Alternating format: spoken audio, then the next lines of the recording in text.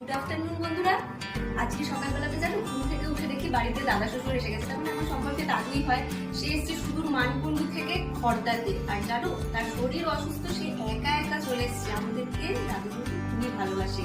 তা বাড়িতে কেউ না থাকায় চটজলদি ঘরোয়া উপকরণ দিয়ে দাদুর জন্য আজকে দুপুরবেলাতে কিছু আইটেম বানানো হয়েছে। চলো দেখে নাও আজকে দুপুরবেলাতে আমাদের বাড়িতে কি রান্না হয়েছে। হয়েছে গরম ভাত, তার সাথে রয়েছে পাতি লেবু, লাউ দিয়ে ডাল, উচ্ছে ভাজা, এটা ছানা ভাপা, ডাটা আলু দিয়ে পোস্ত আর ডিম ভাজা। চলো এবার দাদুকে খেতে দেবো, দাদু খেয়ে বলবে যে রান্না কেমন হয়েছে।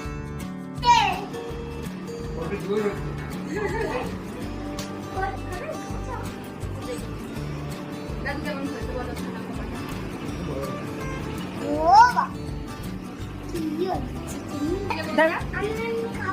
তাহলে খেয়ে নিলে বন্ধুরা, দাদু কিন্তু ভালো লেগেছে।